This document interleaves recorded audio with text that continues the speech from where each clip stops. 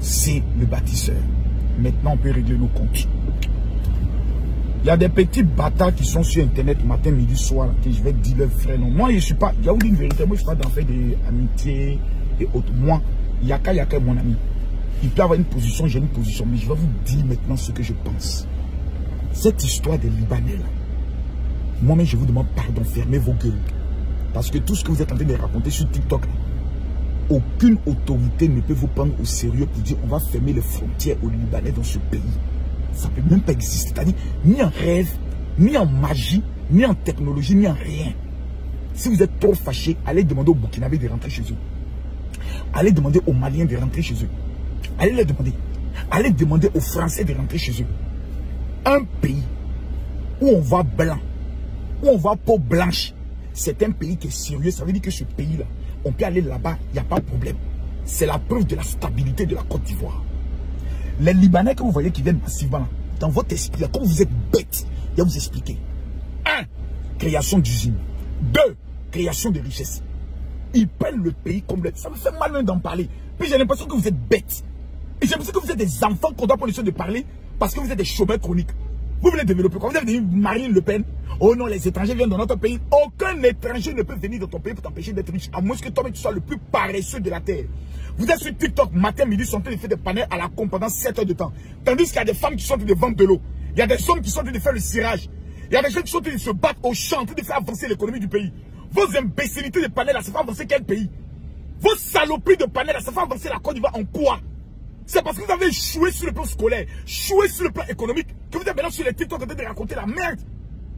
La présence des Libanais qui fuient la guerre dans leur pays, ça change quoi toi ta vie? Quelqu'un fuit la guerre. Vous croyez que les Libanais n'ont pas envie de vivre dans leur pays? Vous croyez que ces gens, ils n'ont pas un pays? C'est parce qu'il y a la guerre. Il y a la première guerre au Liban. C'était la guerre d'abord entre les chrétiens et les musulmans. Ça avait sémé un chaos extraordinaire. Le président Félix Houphouët-Boigny a dit aux Libanais, vous pouvez venir dans mon pays. Ils ont créé des usines, ils ont créé des sociétés, ça a créé de l'emploi. Pendant la CAN, la Coupe d'Afrique des Nations, 10% des supporters qui étaient dans le stade, c'était qui? Les Libanais. Ils ont porté notre équipe, ils ont supporté. C'est-à-dire, les Libanais même ne se reconnaissent même plus comme des Libanais. Ils se considèrent comme des Ivoiriens parce qu'ils ont adopté un pays qui leur a donné une chance. Quand dans un pays, des étrangers se sentent à l'aise, Dieu même que... Vous êtes des musulmans. Mais attendez, je vois des musulmans qui sont en train de parler, mais je suis dépassé. Nous sommes tous des étrangers, des pèlerins sur cette terre. Parce que nous sommes tous appelés à mourir. Et quand je vais voir aujourd'hui des gens qui vont venir développer une haine, bon, après les Libanais, ça sera qui? Les Burkinabés? Après qui? Les Maliens? Après qui? Les Guinéens? Après qui? Les Camerounais? Donc la Côte d'Ivoire là, quand toi, ton papa est en train de mougou ta maman là, et Dieu avait prévu que toi tu viennes naître en Côte d'Ivoire, c'est un coup de chance qui a permis que tu vas pu naître en Afghanistan, et dans un état de guerre. Lorsque la guerre a frappé en Côte d'Ivoire, je vous rappelle, hein, nous on est aussi étrangers dans des pays. Hein. Et ce que vous êtes en train de dire, ça peut arriver demain en Côte d'Ivoire. Hein. La plupart des pays frontaliers, là, il y a les terroristes. Quand la Côte d'Ivoire, je touche du bois, ça n'arrivera jamais au nom de Jésus.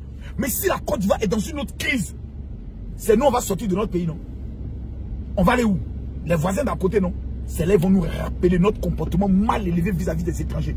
Un pays qui ne respecte pas les étrangers, un pays qui veut se fermer sur lui-même, un pays qui commence à mépriser des étrangers qui viennent être un pays qui est maudit par Dieu. Parce que tous les Libanais qui arrivent ici, là, il y a des Libanais. Moi, mon meilleur ami est Libanais, il s'appelle Khalil.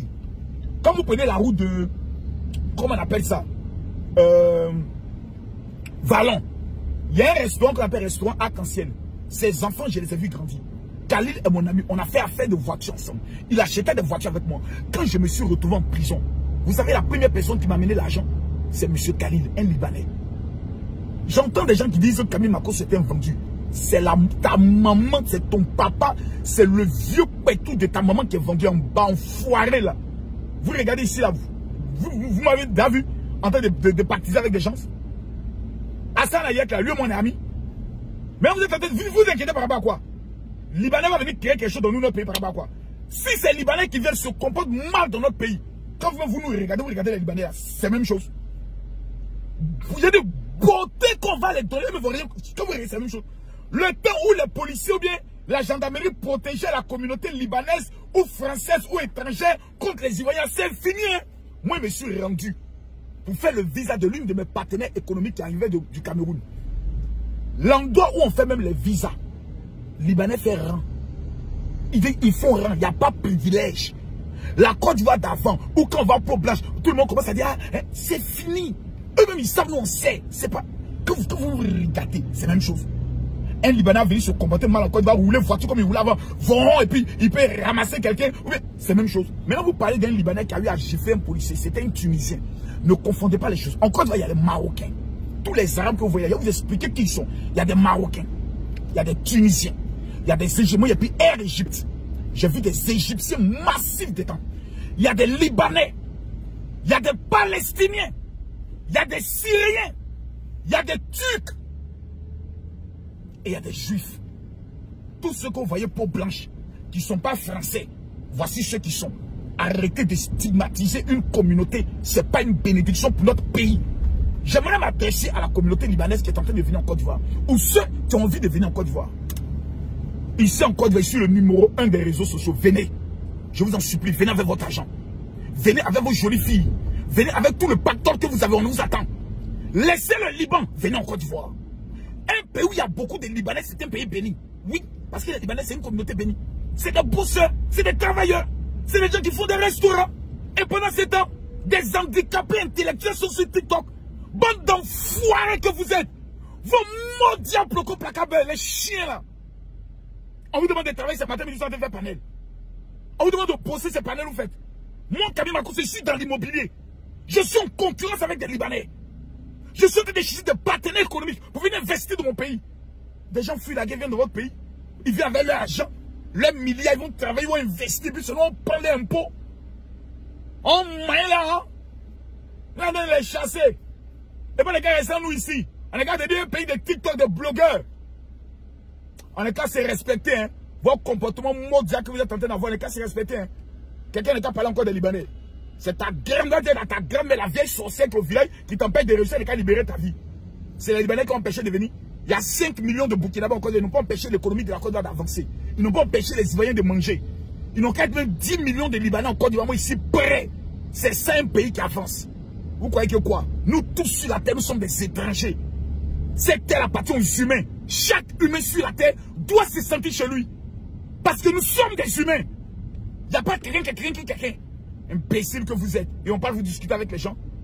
Enfoirés là. Les gens qui ont l'argent parlent vous parler aussi. Les gens qui ont de la matière parlent vous parler aussi. Vous êtes qui vous? C'est quoi ce comportement sauvage là? Un pays où beaucoup d'étrangers vont, c'est la stabilité, c'est la richesse, c'est l'abondance. Pourquoi? Le système touristique et commercial va connaître une enflambée extraordinaire. Voilà. Maintenant, au ministre du tourisme, voilà, parce que ça lui, il faut que je m'adresse. Parce que dans ce pays, il faut qu'on se dise la vérité. Notre système touristique est le système le plus nul. C'est très nul. On a l'impression qu'il n'existe même pas de ministère de tourisme en Côte d'Ivoire. Moi, ici, Quito, en Guinée, chaque année, ils ont ce qu'on appelle des jours touristiques, où ils demandent à tout le monde d'aller dans une ville pour aller visiter. Nous, on n'a pas ça ici. Tu as l'impression que dans ce pays, il n'y a même pas un ministre du tourisme. Le ministère du tourisme est le ministère le plus nul qui existe en Côte d'Ivoire. Il n'y a rien qui est mis en place pour développer le tourisme. Des étrangers arrivent. Non, ils voient même dans son propre pays, ils ne connaissent même pas quels sont les sites touristiques qu'ils doivent aller visiter. Parce qu'on a un ministère du tourisme qui est nul, nul et nul. Voilà. C'est énervant. Tous ces étrangers qui viennent là, il faut créer une foire touristique. Cette année, on est par exemple à Korogo. À Korogo, qu'est-ce qu'on peut voir? Et le maire de Korogo, on mobilise tous les Ivoiriens, les artistes, on va là-bas, on passe le temps. On a le Mont Nemba qui donne sur la Guinée haute. Combien d'Ivoiriens sont allés monter sur le Mont Nemba? Combien d'Ivoiriens connaissent même la cascade? Arrêtez aux conneries là. Non, les Libanais, non, c'est un vendu. C'est ta maman, ta grand-mère qui est vendue, chien là. Tu ne sais pas que la présence des étrangers, c'est un bonheur pour un pays. Quand vous regardez les États-Unis, qui a construit les États-Unis?